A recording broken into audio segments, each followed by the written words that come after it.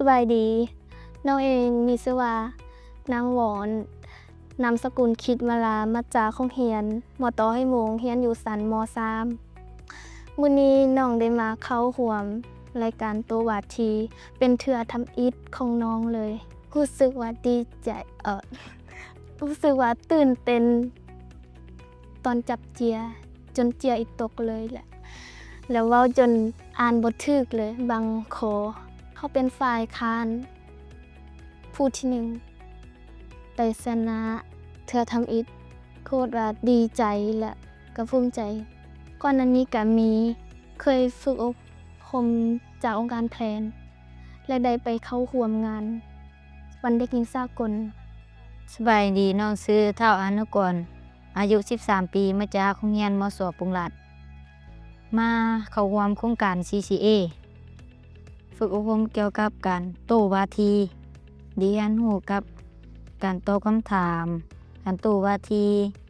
ดินฟ้าอากาศแล้วก็ได้เรียนรู้การปากเว้าต่อหน้ามวลชนแข่งกับทีมหาดสะทีมเฮาจะมีความมั่นใจจะชนะทีมหาดสะได้เต็ม 100% เลยเจ้าสวัสดีข้าพเจ้าแบบเป็นครูสอนเนาะชื่ออาจารย์ดาวิดย่างเนาะมาจากโรงเรียนม.ต้นห้วยโมงเมืองปักทาเนาะก็มีความรู้สึกดีใจหลายเนาะที่ได้นำพานักเรียนน้องๆ6 คนมาโตวาทีในครั้งนี้ก็ถือว่าเป็นการมาเอาประสบการณ์เนาะจากให้บรรดาน้องๆนักเรียนที่ได้มาในครั้งนี้เนาะย้อนว่าพนักเขาเจ้าก็บ่มี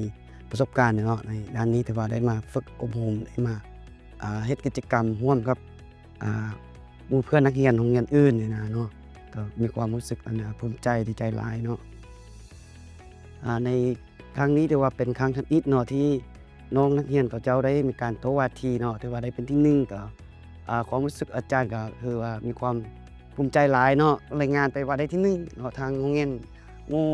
ครูอาจารย์พนักงานอยู่กับอาจารย์เนาะก็เชื่อเนาะว่าได้ที่1ยังว่าประเมินความสามารถนักเรียนตอนที่ว่าเขาเจ้าสอนเนาะขึ้นสอนวิชาปกติหั่นเราประเมินจากนั้นถือว่าอยู่บ่ได้แต่ว่าผ่านการที่ว่าฝึกฝนมันพี่มาดับพี่เนาะว่าฝึกอยู่เมื่อวานนี้ก็เฮ็ดให้นักเรียนมีความสามารถเพิ่มขึ้นเนาะการเว้าก็ว่าและการอ่านก็คล่องขึ้นถือว่ามีความเรียกว่าอย่างลึกเคยเนาะลึกเคยแล้วนะสวัสดีเนาะข้าพเจ้าชื่ออาจารย์สิทรมาจากโรงเรียนม.ส.ปรุงลาดแล้วก็นำพานักเรียนมาจำนวน6 น้องหญิง3ชาย3เพื่อมาแข่งขันเกี่ยวกับว่าง่ายๆว่าเป็นกิจกรรมเนาะของโครงการ CCA อันที่ว่าเฮามาได้เฮาฮู้ได้อย่างที่ว่าทางโครงการเขาจะเฮ็ดแบบกิจกรรมแบบนี้มาเนาะอันหลักๆเนี่ยทางข้าพเจ้าทางอาจารย์เนี่ยดีใจอยู่ว่าคนจะเข้าเวียกหรือว่าคนจะเข้ากิจกรรมเขามีการแสดงบ่มีการมาหยังเกมกวนเล่นเกมปลุกจิตสำนึกเขาเจ้านะให้เขาเจ้ามีความคิดปรุงอยู่เนี่ยนะให้เขามีความสนใจต่อเวียกที่เขาจะเฮ็ดต่อไปอันน่ะเนาะ